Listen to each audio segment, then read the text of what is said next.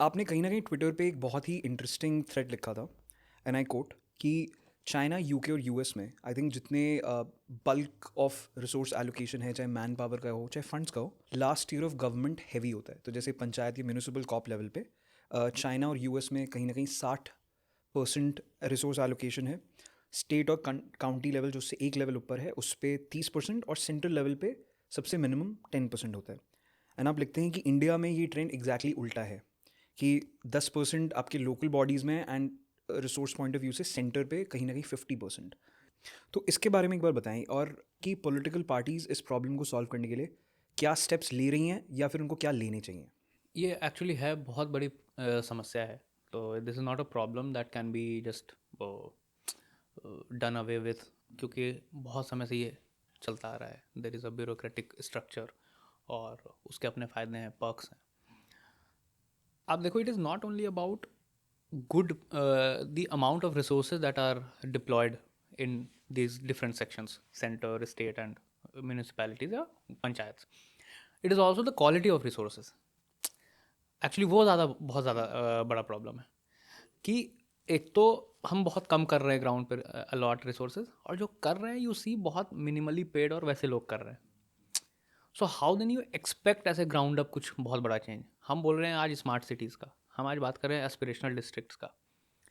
So unless that district or that smart city or that town has good bureaucrats, good experts who can actually bring in investments, who can actually do something on education, health, etc., who can actually research and have a team that can bring new ideas, best governance models from the globe, across the globe, और उसको implement करें, तब तक कैसे होगा। अब मैं आंगनवाड़ी जो सेविका हैं उनसे एक्सपेक्ट करूँ क्या। मतलब बहुत ब्लंट मैं बोल रहा हूँ, बहुत लोगों को शायद ये लगेगा बूढ़ा कि क्या बोल रहा है, ऐसे बोल रहा है, लेकिन क्या कि कई बार है ना कि इतना शर्माते हुए, ऐसे बोलते हुए, डिप्लोमेटिक होते हुए उसकी ज़रूरत होती है कई बार, लेकिन कई बार आपको ब्लंट होना पड़ेगा। आंगनवाड़ी सेविका जो वो काम कर रही हैं वही काम उनका है।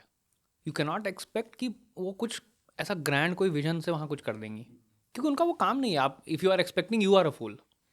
वो तो अपना काम कर रही हैं जो कर रही हैं, लास्ट माइल डिलीवरी में उनका जो हेल्प लगता है वो अच्छे से करती हैं। So we need experts on this tier 3 level of governance. तो ये एक बहुत बड़ी समस्या है। इफ़ यू सी यूएस या यूके या चाइना, एंड चाइना तो has change it in like due course after Deng Xiaoping. वो धीरे धीरे चेंज हुआ है, लेट 70s और 80s और फिर 90s में वो चेंज हुआ है पूरा, कि it has given more and more autonomy to the local units. And China ने तो प्रॉपर ऐसे टास्क बांट रखे थे, इतना इन्वेस्टमेंट आना ही चाहिए। सो हर काउंटी को, हर स्टेट्स को, सो कॉल्ड यहाँ के टर्म्स में बोले तो स्टेट्स को उन्होंने अलॉट किया था कि this is the task you have. उसके लिए जितनी ऑटोनॉमी चाहिए बताओ, क्या चाहिए बताओ, क्वान्टिफाइबल टारगेट्स। यहाँ कुछ पता नहीं होता, कोई क्वान्टिफाइबल टारगेट नहीं है, बस ऐसे ही है। तो दूसरा क्या है, ब्यूरोक्रेसी यहाँ पे ऊपर में जो ब्यूरोक्रेसी है उसमें पर्क्स इतने हैं कि आप जो एक्सपर्ट्स है उसके पास कोई इंसेंटिव नहीं है कि वो ऐसा ग्राउंड पे वहाँ जाके कुछ कर ले। यू हैव टू इंसेंटिवाइज ना, इंसेंटिवाइज करना होगा उस स्ट्रक्चर को ना। ग्रास रूट से अगर आपको वैसे चेंज लाने हैं तो you have to incentivise that structure. जैसे मैं अभी बताता हूँ आपको, सरकार है, टेक्नोलॉजी का ये है, government of India, I am just saying कि एक एचआर यूनिट रहे, ह्यूमन रिसोर्स यूनिट उनकी। गवर्नमेंट ऑफ इंडिया के अलग अलग यूनिट्स अलग अलग जगह पे, उसमें मैं कह रहा हूँ रिजर्वेशन क्राइटेरिया भी रखो, फुलफिल करो, ठीक है। नहीं तो फिर उसमें फिर होगा कि रिजर्वेशन नहीं है, ठीक है, उसको भी फुलफिल करो। Why can not they directly hire from AIIMS and IITs. Mindset का प्रॉब्लम है ना। आप उनको डिप्लॉय करो ना ग्राउंड पे, आप फ्रेशर्स को लाओ। आई डो यंग रहते उस समय, आई एम वाले, आई टी वाले, एंड मिल जाएंगे आपको। उनके लिए भी अच्छा सर्टिफिकेशन होगा कि they work with that governance का पूरा इंफ्रास्ट्रक्चर। किसी को एमबीए करना हो बाद में तो उसको फ़ायदा होगा, बहुत तरह का फायदा। तो वाई डोंट यू इंगेज, मुझे ये समझ नहीं आता, why don't you engage with the talent pool of your own country. तो आप देखो कि वो इतना ज़्यादा मिसमैच है।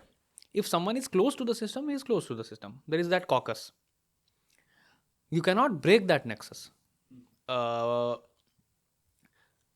आज एक मेरे लिए पर्सनली मैं सोचता हूँ कि कितने दुख की बात है, आप सोचो, जो कि शायद अगर ईश्वर करें आशीर्वाद दे तो उस विषय में कुछ किया जाए. गवर्नमेंट ऑफ इंडिया और state governments of all the states, crore and crore of money you dole out to BCG, McKinsey. आप वाई कांट वी क्रिएट, आप सोचो कि if a foreign agency is working in your soil, they are bringing ideas. ये अच्छी बात है, ideas का आदान प्रदान होना चाहिए. हम तो आनो भद्रा के परंपरा से हम लोग आते, तो वो तो चलता रहना चाहिए. लेकिन आप समझो कहीं ना कहीं they are also influencing your policy, they are influencing your mind set.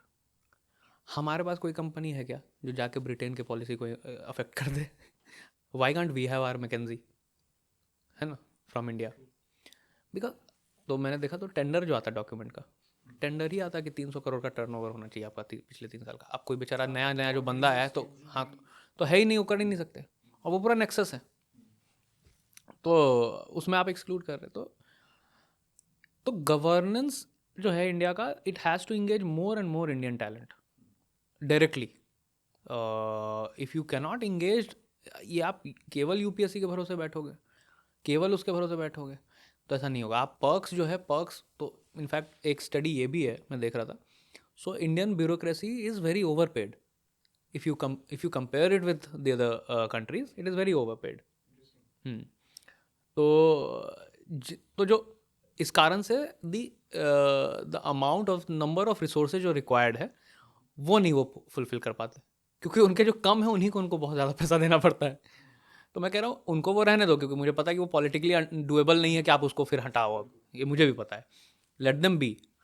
But मैं कह रहा हूँ अगर लेट से एक सेक्रेटरी का 1.5 लाख 2 लाख और भी साथ में पर्क्स हैं, कुक है, गाड़ी है, ये है, वो है, अलाउंसेज हैं, अरे आप वो सब मत दो भाई. 1 सवा लाख रुपए दे दो फ्रेशर को IIT में, उसी में खुश है, वो कर लेगा काम और पूरा एनर्जी के साथ करेगा काम, है ना. तो you have to engage directly with the best talent of your own country. If you are not willing to engage, तो मतलब फिर तो there is no way. China कैसे किया? चाइना इंगेज विद, सो ये जो टास्क दिए चाइना ने, तो आई थिंक तो this is a way of engaging its own population. एक याद है मुझे, I think some very senior leader told me this story that in 1980s, तो चाइना में तो चाइनीज़ प्रेसिडेंट ने एक वहाँ की जो बेस्ट जो यूनिवर्सिटीज़ थे उसके बच्चों को एक बहुत बड़े ऐसे ऑडिटोरियम में, हाँ शायद, हाँ, तो उनके उसको उनको सारे स्टूडेंट्स को बुलाया. And he unfolded the road map of China for next 30 years, कि वर्ल्ड डोमिनेट करना है in terms of economy etcetera etcetera. And so therefore they said, and he said कि I need your help, I need you guys, because you guys are the best brains of our country. I am banking on you. You guys have to build it, come up with plans and execute it. I'll be there to execute. एक भी ऐसा होता है क्या? खाली भाषणबाजी होती है. तो you have to engage with your own best mind ना. फिर US जाके सुंदर पिचाई बन जाएगा कुछ, तो फिर बोलोगे और उसी में चेस्ट थम्पिंग करते रहो कि भाई ये तो हमारा ही है, IIT खड़गपुर का है, तो ये है वो है. अरे उससे कुछ नहीं होता भाई. You have to build your own country यहाँ पे.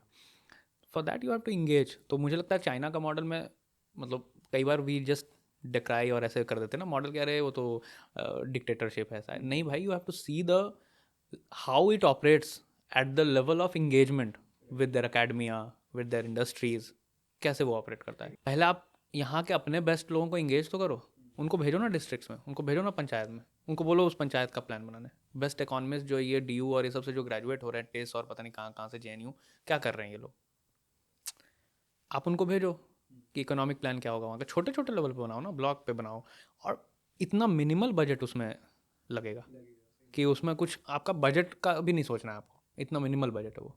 ब्लॉक का क्या ही डेवलपमेंट आप कर लोगे, बहुत बेसिक बेसिक चीज़ें रिक्वायर्ड होती हैं, बट वही नहीं हो रहा है. It will also create a cultural shift that youth is engaging more and more with this policy thing. ये करना होगा. अगर आप देखेंगे कि चाहे दोनों लेवल पे हों, कहीं ना कहीं आई थिंक इंडिया का एक वो भी प्रॉब्लम है कि एम्प्लॉयमेंट रिलेटेड, कि हाईली स्किल्ड येट अनएम्प्लॉयमेंट के अगर आप फैक्टर में देखेंगे तो इंडिया के अच्छे ग्रेजुएट्स भी को भी उतनी अच्छी पोजीशंस नहीं मिल पा रही हैं. तो एक अगर इस साइड में इनिशिएटिव्स बढ़ते हैं तो काफ़ी आई थिंक प्रॉब्लम्स एक साथ सॉल्व कर पाएंगे. एक तो जो लोकल एंड स्टेट लेवल का गवर्नेंस जिस लेवल पे फटा हुआ कहेंगे या प्रॉब्लमैटिक सिचुएशन में, एंड कहीं ना कहीं आप यूथ को, जैसे आपने कल्चरल शिफ्ट का, आई थिंक वो और ज़्यादा इंपॉर्टेंट है. एंड अगर हम उसको प्राइम मिनिस्टर की उस स्टेटमेंट से लिंक करें कि हमें लेट्स से नए 1 लाख लोग पूरे पॉलिटिकल अपैरेटस में इंट्रोड्यूस करने कुछ समय में, तो आई थिंक वो एक टैलेंट पूल भी बन जाएगा ओवर टाइम। मैं तो बहुत इंडिया नेशनल लेवल पे तो फिर भी आप कि he is the sports minister, he is the finance minister etcetera. आप स्टेट्स पे चले जाओ, क्या बकवास है। मतलब ऐसे व्यक्ति फाइनेंस मिनिस्टर हैं जिनको फाइनेंस का फ़र नहीं पता है, जिनको ऐसे लेवल स्पोर्ट्स मिनिस्टर जो खुद मतलब एक बॉल किक नहीं कर सकते। तो you can not make joke out of governance ना, जस्ट टू बी। मैं समझता हूँ कंपल्शंस हैं वगैरह, बट एटलीस्ट फ्यू, मतलब bulk of the people leading it should symbolise something. How will you, अगर वैसा नहीं होगा, आप सोचो स्टेट में, जैसे मैं जिस स्टेट से आता हूँ या आप जिस स्टेट से आते हैं या कहीं भी, if the local leadership is not able to inspire confidence. अगर मैं मानता हूँ कि बिहार की इकोनॉमिक व्यवस्था जो है, वी ऑल नो कि it is a very poverty ridden state और ऐसा वैसा सब बातें हम लोग मानते हैं। वहाँ का लेट से कल को मैं बता रहा हूँ आपको ऐसे ही बस, कि कोई फाइनेंस मिनिस्टर वहाँ का आ गया कि हिज पर्सन, मतलब बिहार का आदमी है, बिहार में ही पढ़ाई किया है, लेकिन बिहार के बाद ही वेंट टू यूएस, मास्टर्स किया है कुछ, मान लेते हैं एमआईटी से, या कुछ भी ऐसा किया है, और भी कहीं वर्ल्ड बैंक वगैरह में काम किया है, और भी कुछ कुछ काम किया है, और ऐसा है। And he has that global vision कि क्या किया जा सकता है, and he is back to Bihar also, और बिहार से ही रहा है। It will suddenly give a boost and aspiration to youth कि कुछ हो सकता है, अच्छा कुछ हो सकता है। आप समझो, मैं ये नहीं कह रहा हूँ कि एमआईटी से पढ़ा है और ये पढ़ा है वो पढ़ा है। It is only about the credibility of the person that inspires confidence. नहीं तो लोग कहेंगे मुझ पे क्लासेस होने का ये बता देंगे, खुद आईआईटी से तो इसलिए ऐसे ऐसे बात कर रहा है। ऐसा नहीं है, ना मेरा उद्देश्य ऐसा। आई एम जस्ट सेइंग कि कुछ तो उसका अचीवमेंट हो। उसका अचीवमेंट केवल पॉलिटिक्स कर रहा है ये नहीं हो सकता। If you have to literally inspire confidence in youth and engage with youth, आपका डायनामिज्म भी वैसा नहीं रहेगा, आपके सब्जेक्ट पे नॉलेज भी बहुत सुपरफिशियल सा रहेगा बहुत सारी चीज़ों पे। स्टेट्स को लीड लेना चाहिए इस पर, क्योंकि हर चीज़ ऐसा सेंटर से होगा ऐसा नहीं है। स्टेट लेवल अगर आप कुछ देखें, कोई भी एक इंस्पायरिंग विजन या कुछ भी ऐसा निकलता हुआ दिखता नहीं है कभी, कि एक सारी जो हार्ड पॉलिसी डिसीजंस भी हैं वो अभी सिर्फ सेंटर लेवल पे हो रहे हैं, और इनफैक्ट उन पे पुश बैक ही मिलता है स्टेट से। जबकि आप देखो कि बहुत सारे जो पॉलिसी इम्पेरेटिव्स हैं that is under states control.